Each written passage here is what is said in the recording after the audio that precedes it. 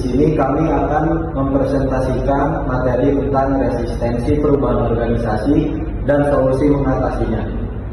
Latar belakangnya, perubahan dalam organisasi adalah hal yang dapat memudahkan untuk bertahan dan berkembang di tengah dinamika bisnis yang kompleks. Namun, perubahan sering menghadapi resistensi dari individu atau kelompok karena ketidakpastian, ketakutan kehilangan posisi, atau kurangnya pemahaman terhadap manfaat perubahan. Jika tidak dikelola dengan baik, resistensi dapat menghambat efektivitas organisasi, menurunkan produktivitas, dan memicu konflik internal. Oleh karena itu, pemahaman terhadap konsep resistensi, teori dalam mengatasinya, serta strategi yang efektif menjadi kunci keberhasilan transformasi organisasi. Selanjutnya ada rumusan masalah. Yang pertama itu, apa yang dimaksud dengan konsep lingkungan organisasi? Yang kedua, apa saja teori mengatasi resistensi dalam perubahan? Yang ketiga, faktor apa saja yang dapat meningkatkan resistensi terhadap perubahan? Yang keempat, apa bahaya yang dapat timbul jika resistensi tidak teratasi dengan baik?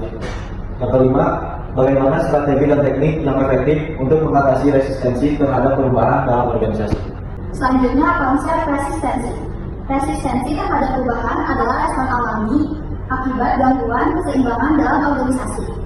Hal ini bisa muncul dari ketidakpuasan individu atau kesulitan organisasi dalam beradaptasi. Resistensi dapat bersifat emosional atau perilaku, baik secara terbuka, overt, maupun tersembunyi, covert. Faktor utama resistensi adalah kurangnya kemampuan ability dan keinginan willingness untuk berubah. Mengatasi memerlukan komunikasi dua arah, peningkatan keterampilan serta keterlibatan karyawan dalam proses perubahan. Dengan strategi yang tepat, organisasi dapat menimbulkan hambatan dan memastikan keberhasilan transformasi transisi. Teori mengatasi resistensi perubahan. London dari 19 tahun 1979 mengajukan 6 strategi untuk mengatasi resistensi. Yang pertama ada komunikasi, menjelaskan alasan perubahan secara logis dan membuka diskusi. Yang kedua ada partisipasi, yaitu melibatkan pihak terdampak dalam pengambilan keputusan. Yang ketiga ada fasilitasi, membantu individu menyesuaikan sikap dan perilaku. Yang keempat ada negosiasi, yaitu menggunakan kesepakatan atau arbitrase pihak ketiga. Yang kelima ada manipulasi, yaitu mengendalikan resistensi dengan kombinasi ancaman dan imbalan. Yang keenam ada paksaan, yaitu memaksa individu menerima perubahan melalui ancaman eksplisit dan implisit. Menurut Milgram tahun 1974, individu bisa dimanipulasi untuk hidup dipengaruhi oleh norma otoritas, persepsi terhadap figur pemimpin, dan faktor politika. French dan Proven 1958 mengidentifikasi strategi kepemimpinan untuk memperoleh keputusan seperti membangun aliansi, mendapatkan sponsor berkuasa, mengendalikan sumber daya, membangun citra yang tepat, serta menunjukkan kesediaan dan daya tarik. Nah, selanjutnya faktor yang dapat meningkatkan resistensi terhadap perubahan. Yang pertama, ketidakamanan ekonomi, yaitu khawatir kehilangan pekerjaan atau pendapatan. Yang kedua, ketakutan akan hal baru, yaitu perubahan mengganggu pola kerja yang stabil. Yang ketiga, ancaman terhadap hubungan sosial, yaitu mengganggu status sosial dan relasi kerja. Yang keempat, kebiasaan lama, yaitu kesulitan beradaptasi dengan cara kerja baru. Yang kelima, informasi selektif, yaitu menolak perubahan karena merasa nyaman dengan kondisi saat ini. Yang keenam, kepribadian dan preferensi individu, yaitu beberapa orang sulit menerima perubahan. Yang ketujuh, iklim ketidakpercayaan, yaitu kurangnya transparansi dan manajemen. Yang kedelapan, ketakutan akan kegagalan, yaitu takut tidak mampu menghadapi perubahan. Yang kesembilan, tekanan kawan sekerja, yaitu rekan kerja menolak demi kepentingan kelompok.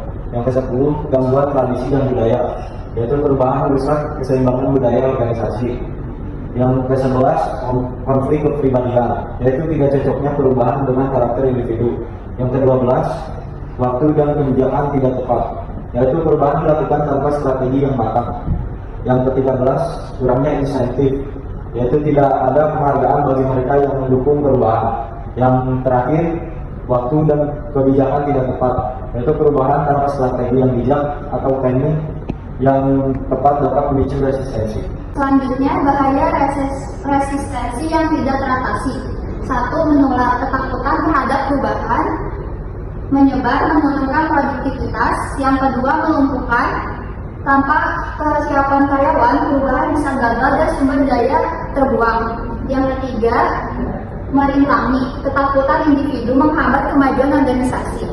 Selanjutnya, alasan karyawan menolak perubahan. Yang pertama, nyaman dengan status QO. Tidak ingin meninggalkan posisi tim atau cara kerja lama. Yang kedua, tidak sejalan dengan organisasi. Menolak teknologi, budaya, atau arah organisasi. Yang ketiga, enggan beradaptasi. Tidak ingin belajar cara baru atau mengubah kebiasaan. Keempat, kurang informasi, tidak memahami rencana perubahan.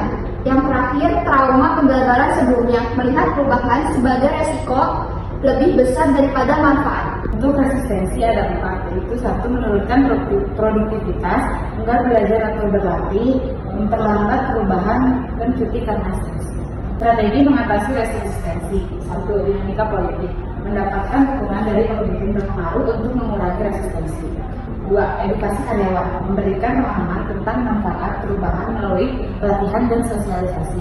Yang ketiga, ada partisipasi karyawan, melibatkan karyawan dalam proses perubahan agar merasa memiliki. Yang keempat, penghargaan perilaku positif, itu memberikan apresiasi bagi yang mendukung perubahan. Yang kelima, menciptakan budaya belajar, itu mendorong keterbukaan terhadap perubahan dengan budaya belajar. Yang keenam, ada menyesuaikan dengan situasi, yaitu memperhitungkan faktor internal organisasi sebelum melakukan perubahan. Selanjutnya ada taktik mengatasi resistensi.